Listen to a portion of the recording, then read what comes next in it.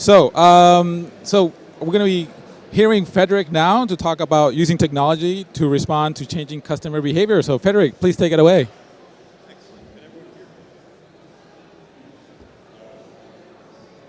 We need the mic. Check. Test, test. I can hear myself. Right. Hello, everyone. How is everyone? Good? Thumbs up? Excellent. Okay. Quick system check here. Right, excellent. My name is Frederic, Director of Software Engineering at Tesco, and today we're going to be talking about the changing consumer and how technology in large retail organizations is adapting to those behavioral changes. How many of you shop at Tesco? How I see Tesco people raising their hands. How many of you know what Tesco Technology is or does? Exactly. So first, let's start off by talking a little bit about myself. There's not much to know. I've been doing software since I was 13, and that is a fair amount of time. And I opened up our engineering center here in Budapest. So without further ado, let's get into the presentation. The changing consumer. Who is a changing consumer? Well, everyone here, in theory, is a changing consumer. And you know all what you want from a retail organization, right? The behaviors have changed drastically since COVID. People are actually ordering a lot more online. 61% of respondents are now ordering online. Okay? 47% of those or more, depending on the survey globally, are saying they will continue to order online. Okay?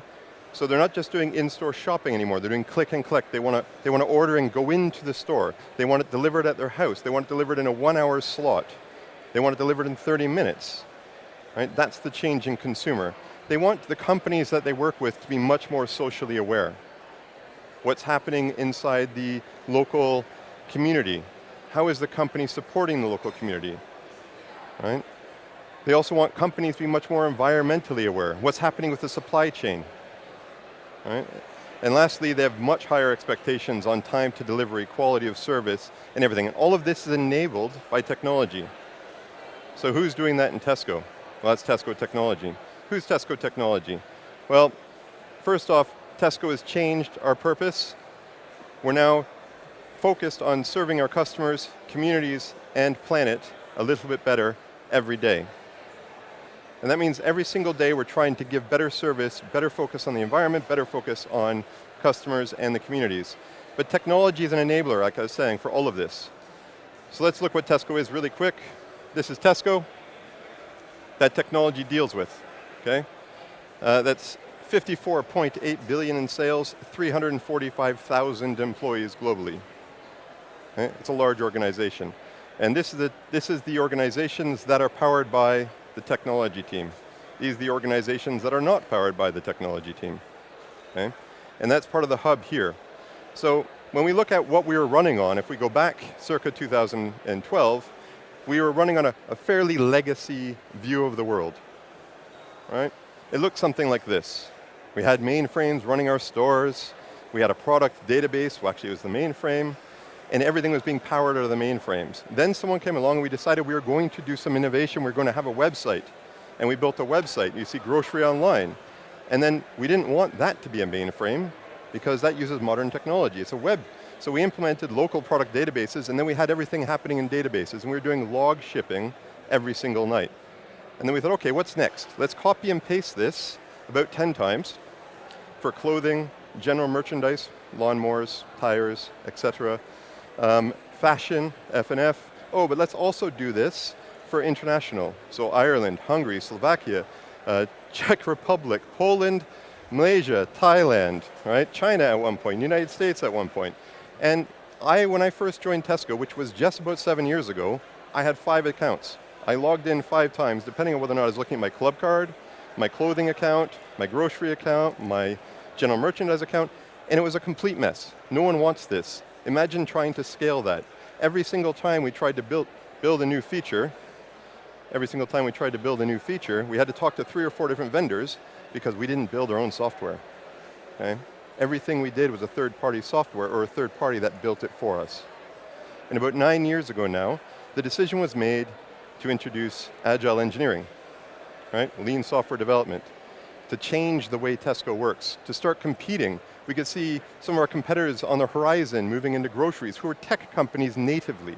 And they went out and they started hiring individuals like myself from startups, directors from startups, and we basically populated an entire organization, right, across 5 different locations with software engineers who are focused on lean startup methodology, right, who are trying to do agile product engineering, iterative development, right?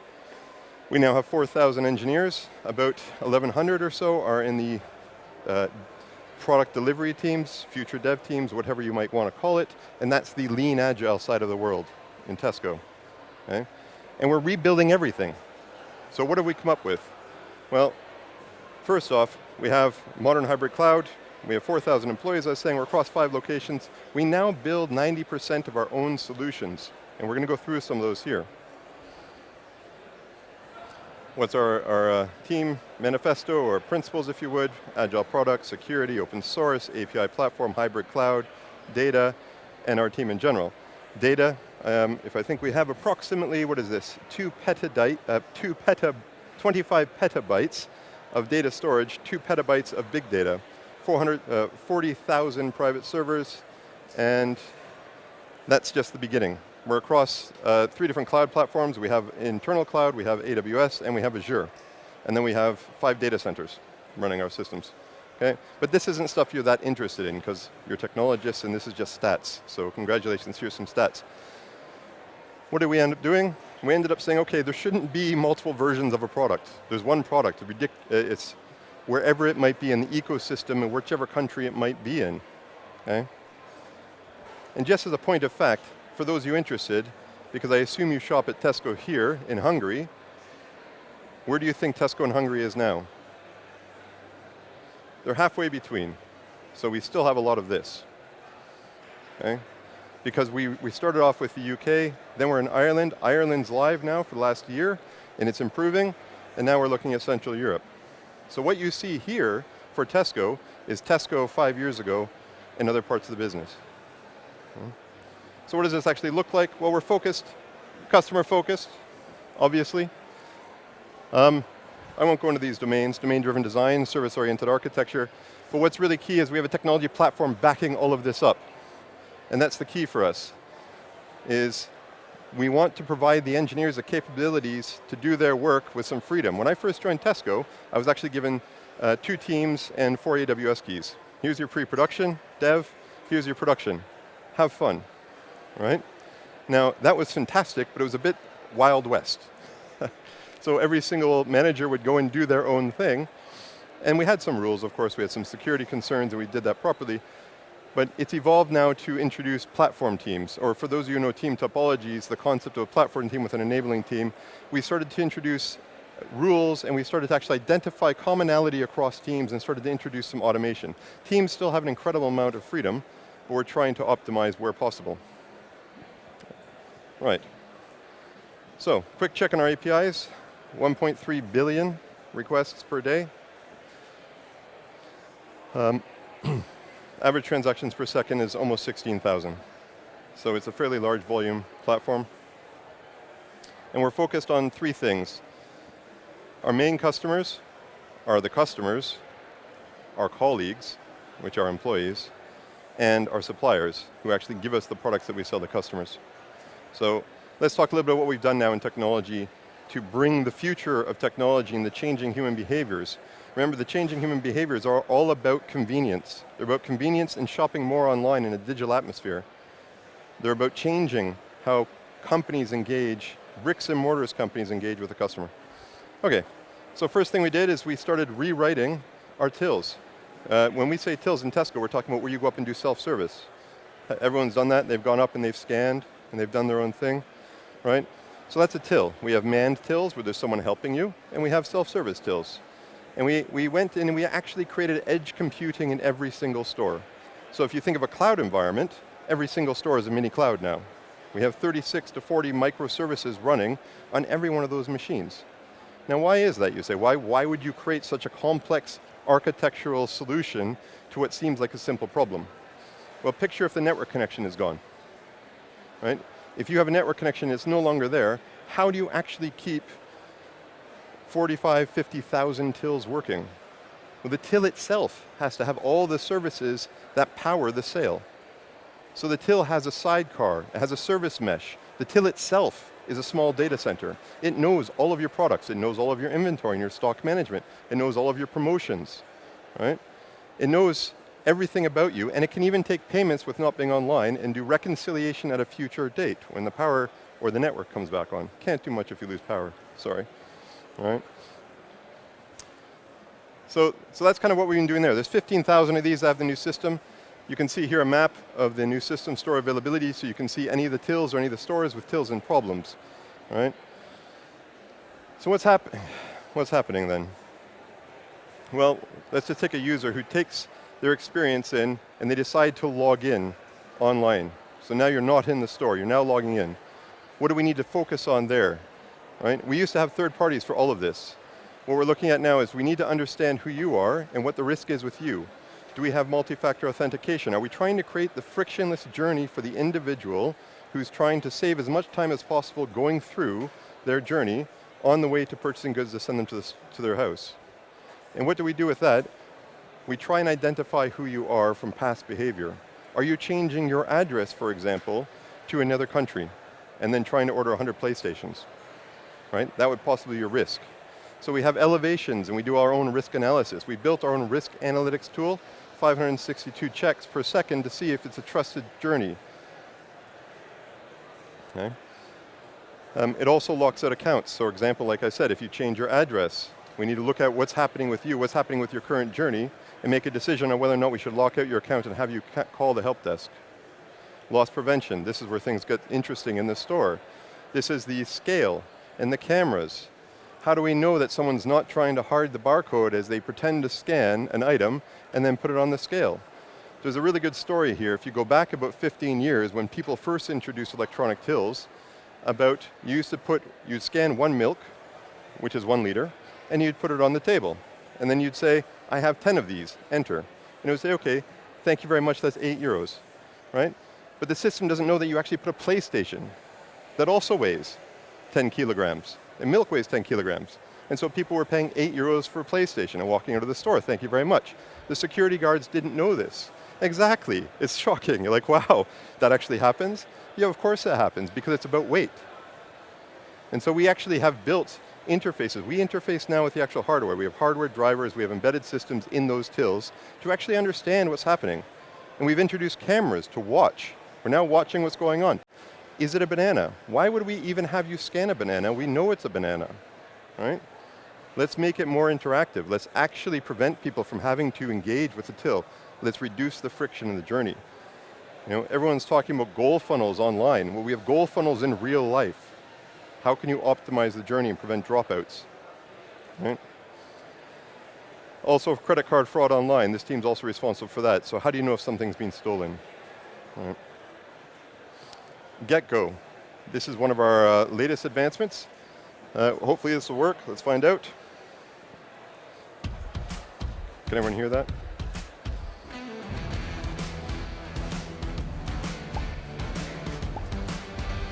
This is in London, by the way. Thank you very much.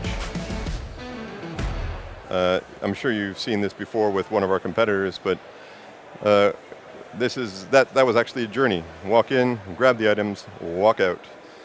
That's the future of technology. You want to remove friction? How about doing that? So what does that mean? All of this is powered by our enterprise APIs, by a service-oriented architecture, by integration, by strategic partnerships where required. It all comes down to buy versus build. When do you buy and when do you build? What is your IP? Okay? What are people saying about this kind of thing? Someone says it's a great experience. I'll let you read those later. What else have we been doing in Tesco? Well, we're focusing on the fulfillment and the delivery to your home. Who knows, who's ever heard of the last mile? The last mile problem? Our MC has. You have to be here though. Who else knows what our last mile problem is? Okay, the last mile is the most expensive part of any journey for delivery to you. picture this. You're in a warehouse. Okay, an average person can pick, which means get goods into a bag, 160 items in an hour. We're paying that person to do that for you. Then we have to buy the vehicle. We have to buy the warehouse, which is dedicated to doing those deliveries. Then someone drives to your house. But before they actually put the goods in the bag, we try to make you pay, if possible, at the warehouse, and the card doesn't work. Then we try and contact you. That doesn't work. Then we put everything back where we got it, right? And if it works, then we actually put it into a van, and this person drives to your house, gets stuck in traffic, and then you're not home, right? The last mile problem, finding where you live, getting products to your house, and getting payment for those products is one of the most expensive things you can possibly do, which is why you see almost everyone charging their customers for home delivery, right? The Amazons of the world, etc. They charge you a fee for that. And trust me, if there's no fee, there is a fee, right? So what are we trying to do here? Almost no one makes money with home delivery, right? It's a very challenging environment. So how are we trying to optimize this? Well, the first thing we have to look at is trying to get the products closer to you. So how many of you have seen that the Tesco's seem to be getting a little bit smaller lately? Anyone? You walked in and there's a big space cordoned off? Well, we've largely been doing that because consumer habits are changing. They don't want everything they wanted before. So we can reduce the range. Okay? But now we have the space in a lot of our large stores. So what can you do with that space? Well, you can put a floor-to-ceiling warehouse, a micro-fulfillment center, an urban fulfillment center. Right now, our big distribution centers are all located at maybe 3 or 4 around the city, and the drivers have to drive a long way to get to your house. Why not have every single extra be a distribution center? Right? Like I said, the average person can do 160. A really good person can get 180 items off a shelf for you. They basically operate in either real stores or what's called a dark store, which is just a store without customers, right? But the customers, the colleagues that are picking these items, they can do 160 to 180 items. Well, in a hybrid environment where they pick most things out of the machine, and they stand there and a conveyor belt comes with the order items based on a robotic intelligence and gives it to them, they just stand there and they do it. Guess how many they can do? Approximately 1,000, 900 to 1,000. Okay? So we're trying to drive down the cost to make things more efficient for the customer. What else? Final vehicle optimization. You know that every single day we do 15.5 journeys to the moon and back in Tesco. Right? That's 5,500 vans doing 3.7 kilometers every single day. Exactly. Think about scale, right? What have we done? Well, A, we're going to fully electric vehicles. B, our software teams are writing software to do fleet management. We're not outsourcing everything. We're actually building the software within Tesco to manage our fleets. Okay? We're also building the software to manage the integration between the depots and the engagement between the vehicles, the larger vehicles. We'll get to that in a second. But our goal here is to make sure that we're serving our customers better every day. Let me say, how many of you are parents? Okay? You're parents, exactly. Do you want, and I assume you have kids in school or close to school age. Do you like the idea of large vehicles driving around the school between 7:30 and 9? Clearly not. So what's the kind of thing our software teams are doing? Our vehicles don't drive near schools in school zones between 7 o'clock and 9 in the morning, or say 3 o'clock and 4:30 in the afternoon. Those are the kind of things you can do when you own your own software. You also can handle all the edge cases that the third parties can't build for you. When you have our scale, for example, you end up paying 30 or 40 million for one of these pieces of software. How many engineering teams can you do the work with on that? Why don't you build it in-house if you have the capability and the talent? 94 van time utilization. How many of you watched the presentation that was on earlier about the cages being filled? It was a Jenga. It was populating the boxes and making sure they're efficient. No one was here. Okay, I was listening from the back. What it is actually you have a cage and you're trying to fill it to the optimal level. It's Jenga. How many of you have played Jenga?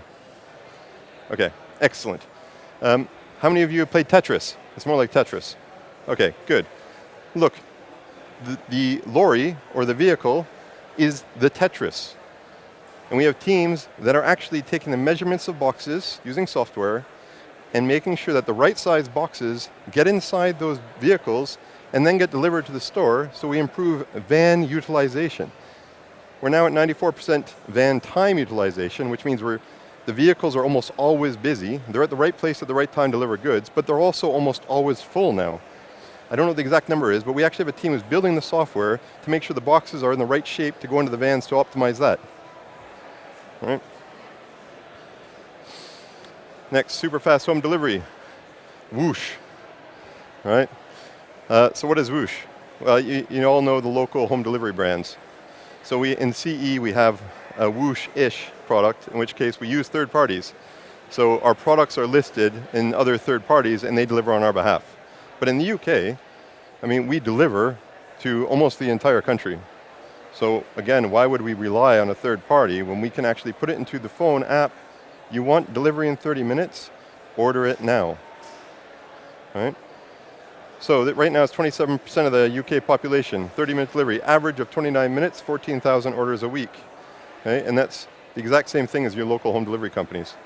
But we're also moving into robotics. So we have drones running right now in this place called Milton Keynes. It's a lovely part of London, the south side. Most people in London wouldn't say so, but Milton Keynes is a lovely part of London. And they're actually heading towards 20-minute delivery with drones. Okay? This is with a partnership with a company called Starship. But that's not all. In Ireland, we've been engaging with the Irish government in the aviation industry to get approval for our drones there, our flying drones. We've actually had customers ordering cakes to birthday parties by drone. I want the cake to show up at 1:30. All the kids are playing, and a drone comes in with the cake. Okay? You know, that's just customer service. Congratulations, have your cake. You get to eat it too. So that's called Manna, and we're running that in Ireland. We've been running it in Ireland for about 2 years now, I believe. Yeah, it's quite popular. Well, in the one town it's in. Okay, so let's just go back a bit. Let's go back in the supply chain, because it's not just about customers, it's also about optimizing costs to get goods to customers. And that means we have to get goods between our different stores and our depots. Okay? You have depots which are fresh goods. You have salad, you have lettuce, you have tomatoes, you have everything you want to order that's fresh. And everyone knows quality is the most important thing for customers. Right? What do we do there? Well, we have automation. Again, robots. So we have robots in these cold warehouses who are moving goods around. And these aren't goods for individuals. These are large volume goods. Okay? Now we're talking about 60 million cases across 7 depots. And these are what populate our stores. It's reducing it's improving costs by almost 10 million per store. And it's essentially reducing all of the challenges around waste. We're reducing our waste for the environment. We're essentially automating away the challenges of being in a cold room and delivering goods to the stores from there. And exactly the same principles for the final mile is also applied to our large lorries. No driving near school areas, right? Routing, we have this thing called Hive. And teams in Budapest are working on some of this technology now. This is happening right now. One of the last things I want to talk about is our colleague experience. When you're employing 400,000 people, you're basically employing what's the equivalent of a small country, or certainly a region of a country. And that requires a lot of support those individuals. So a lot of those individuals are in the store. It used to be, and it probably is in a lot of places still, that you would have a whiteboard and someone would go up and actually write names in it on the schedule. Yes? Well, that's not very efficient. So what do? We stick in artificial intelligence. We actually monitor how people are walking through the store at what time of day and understand where the busy parts of the store are. And then we can actually assign the right people to those. 1% optimization in the usage of assignment of an individual is worth 3 to 4 to 5 million in decreased costs. That's something you can pass on to the customer. And we all know the countries in the world is in a fairly inflationary location right now. Every single thing we can do to reduce costs for ourselves reduces costs for the customers. So what do we need to do here? We need to get the colleagues in the right place at the right time. We also need to allow them to, for example, change shifts, gig economy. What happens if you can't work tomorrow? What's stopping you from saying, I'm unavailable for work tomorrow, someone else's phone buzzes, maybe one of our lorry drivers who's also been trained to work in a store, and it says, Joe has left his shift tomorrow. Gabor is not coming into work tomorrow. And you can just push a button and say, I will take that shift. Next thing you know, you're working tomorrow and you're picking up some extra hours. And it understands all the local laws. Again, home-built software. So we're building software the equivalent of 30 or 40 other different companies combined. Lastly, environments. So essentially, everyone knows food expires. We have mathematical algorithms that understand when things are coming close to expiration and discount them based on consumer behavior to make sure that we can get them into the houses of people so they don't get wasted. Okay? Other things we're doing around the community, I don't want to get into this too much because the other ones aren't tech related. So we have lots and lots of community and environmental initiatives. I'm not going to go into those because this is the only one that really has to do with technology and what we're doing in our software. But essentially we reduced 4.3 million items, which is 1.3 thousand tons of waste was avoided last year. So in summary, I know this wasn't as technical as a lot of you hope, but I think the challenge we have with Tesco is everyone thinks Tesco is a grocery store. Right? Tesco's rebuilding itself. We've thrown away all the old software. We're rebuilding it all from the ground up, in-house.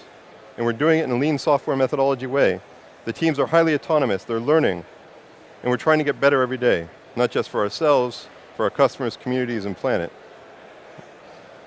So thank you.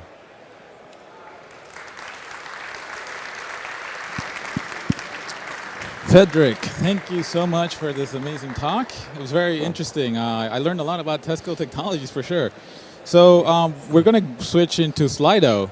So if you have a question for Frederic about Tesco's technologies, please go to Slido and enter your question, and we can go ahead and read them out loud here on stage. Oh.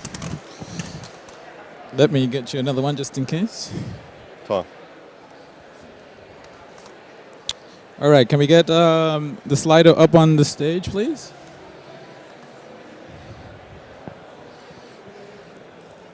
Can you hear us, Frederic? Yes. You're back online. All right, perfect.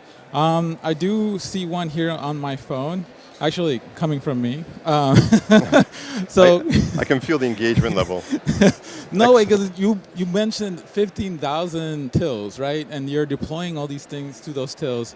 So my question was like, what is the biggest pain point on updating those 15,000 tills? And do you need to keep them all in sync? I would imagine so. No. Perfect. No, yeah, so I think semantic version management. In other words, you look, on our busiest times, we're doing 200,000 plus euros per minute in sales, right? So you can't take down the store system. So you have a microservice backend, an SOA architecture that's sitting in the cloud. And then you have edge compute in each store. But you can deploy different versions to different stores. So you're doing canary releases to stores over a period of days and weeks. So go into one store, 2 tills. As a matter of fact, one store, one format. Maybe you go to a petrol filling stations. Because look, we also own a bank, we also own petrol filling stations. So deploy to a petrol filling station, deploy to a small store, deploy to a big store. And if that's working, then go to half the store, and then maybe 30 stores. But because the risk is so high on all of this, it has to be canary. There's no blue-green, deploy to all stores and turn them all over. That's a recipe for hundreds of millions of lost and horrible customer experience. Totally. So we have another question around environmental. Is it more environmental friendly that you use your truck to deliver goods than people go to Tesco with their own car or public transportation? Oh, that's an interesting question. That's a very interesting question. I think I don't have an answer to that. It's something I can look up. I do believe it's more environmentally friendly if we deliver. And the reason for that is because what we're starting to do is we're starting to optimize the journeys. So let's say that you have something delivered to your house and your neighbor wants to deliver something else, then we can actually make the cost of their delivery reduced because your delivery is an hour before theirs or 20 minutes before theirs. So what we can do is we can reduce the time between the drop-offs, right? And that's the important part. This is why we have a data science team, right? This is why we have big data and analytics, is we need to understand how we can actually do a sustainable movement. Whereas if you're driving to Tesco's, you're probably driving a lot further than one of the vans going 500 meters to your neighbor, right? Because they can do a lot more trips, a lot more stops with the goods rather than each person individually. And it's the same with trains. We've actually stopped using lorries whenever we can, and we switch to trains. So we're using trains for our large shipments now as much as possible because it's much more environmentally friendly. Yeah, and I like that answer, using the data to actually support our environment. So you can play things like, what happens if I could wait for my thing for yours to get delivered, so then that way we make the world better little by little. But how do we motivate you to do that? I mean, the motivation has to be in the cost of delivery. Exactly. Or just mention the environment. I mean, it's a good cause as well. Yeah. Inflation these days. We have another question here. Will you have some IT jobs in Slovakia or just in Hungary? Cool presentation, by the way. Thanks. So right now we do not. Right now we are London, Welwyn Garden City, Poland in Krakow, Budapest, and Bengaluru. Now we do have people that commute in from further away, and the Tesco people here. How many are in every single week? 2 hands. Now, how many of you are sitting in the audience? About 10 hands. Okay, so that shows you how remote we are. Essentially, the policy in technology is a bit manager's discretion. So, back to your question, no, we do not have an engineering center in Slovakia. Short and sweet. But move to the border. You need to be in a tax-paying region, so you need to be in one of our countries, but you can always go home just crossing the border. And work remotely. Right. So maybe we have one, we do have another question here. What went into the decision to move from outsource to insource for your technology, for tech delivery capability? Well, I wasn't here when the decision was made. I'm the result of that decision. So I think it's pretty straightforward. We had an integration team in India of about 1,500, 2,000 people, and they were spending a lot of time with all the vendors making things happen. Now, picture if you want to change something that spans from the warehouses to the customer. You're probably talking 10 companies, 15 project managers, a year and a half, and we're talking a feature, right? It's just insane. We rewrote everything to a microservice architecture. Let me tell you what happened. We have this thing in the UK called Club Card Plus, right? Someone had an idea. The idea was this: £8, not quite £7.90, whatever the nice number is to sell, gets you 2 free home deliveries a month. That sounds pretty good, right? But guess what? We also own a bank. So why don't we just give you free international transactions? But you know what else we own? We own a mobile phone company. Let's give you double data. Okay? So for £8 a month, you get double data, 2 free deliveries, and you get free international transactions on your bank card. And then you say, okay, that sounds big. That's spanning 3 companies. It's actually about 30 teams in Tesco. From the idea to going live with marketing campaign was approximately 4 months. Right? You take that and you look at where Tesco was 10 years ago, where you wanted to do anything, you're talking a year and a half, 10 companies, 15 project managers, handoffs, blame, schedules, rescheduling. That's why we went to internal. That's an amazing story. I mean, wow, so many teams to deliver that. That's what you took out from that? I mean, there's so much from that, actually. I will have questions after the stage for sure.